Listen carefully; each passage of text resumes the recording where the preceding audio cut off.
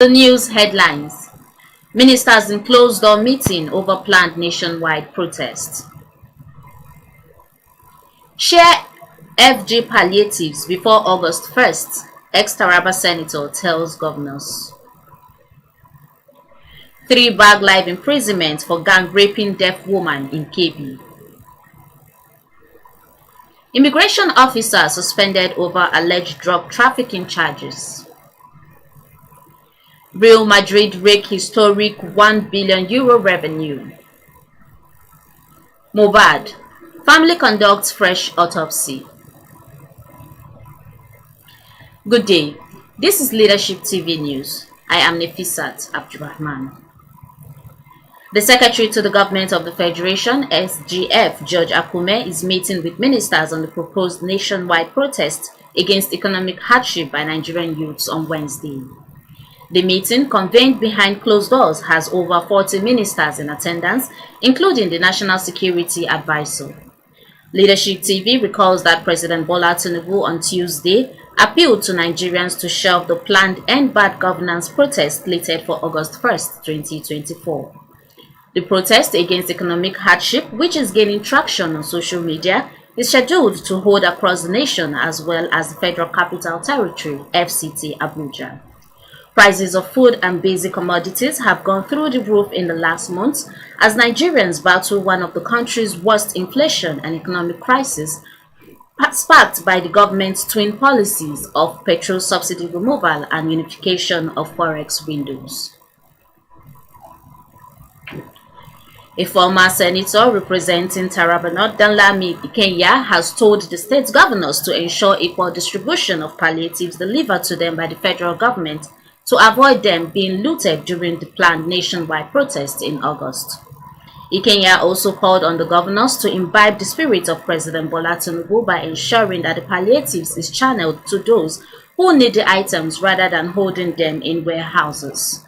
The former lawmaker, who spoke to leadership, also advised that the protest should be avoided to prevent plunging the nation into crisis.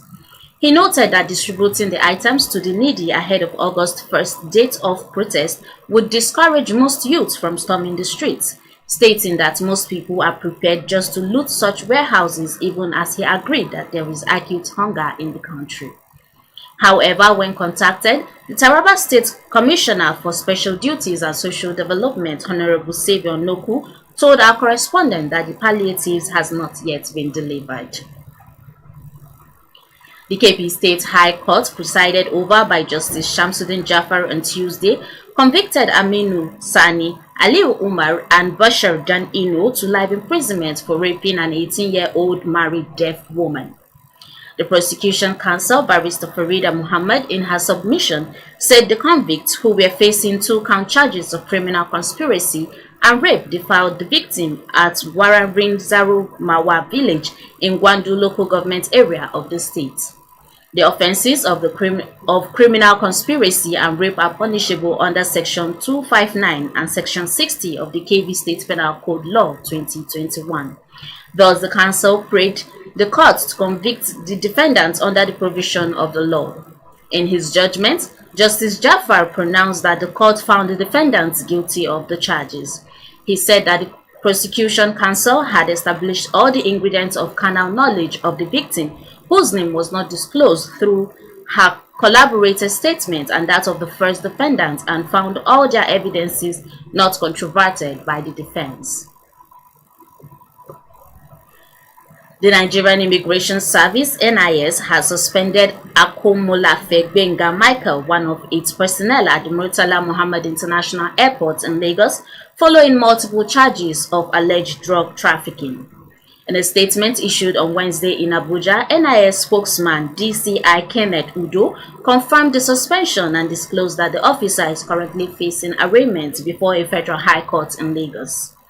He added that the NIS fully supports the court's proceedings aimed at determining Michael's level of culpability. Nigeria Immigration Service awaits the court's judgment before making further comments on this to avoid a breach of court rules, Udo said. The NIS also reaffirmed its commitment to maintaining high standards of service delivery, discipline, and a zero-tolerance policy towards criminal activities. On the sports scene, European champions Real Madrid have emerged the first football club in history to surpass €1 billion in revenue a season, according to the club's annual accounts for the 2023-24 season. The club's revenue, excluding players' transfers, reached €1.73 billion, representing a 27% increase from the previous year, despite ongoing stadium renovations. Madrid also reported a profit of €16 million for the fiscal year, with a net worth of €574 million and net debt of just €8 million as of June 30th, 2024. In the previous campaign, Madrid enjoyed substantial success on the field, securing the Champions League title, their sixth in a decade, along with La Liga and the Super Cup. The basketball team also excelled, capturing the Spanish League title, Kings Cup, and Spanish Super Cup, while also reaching the EuroLeague finals.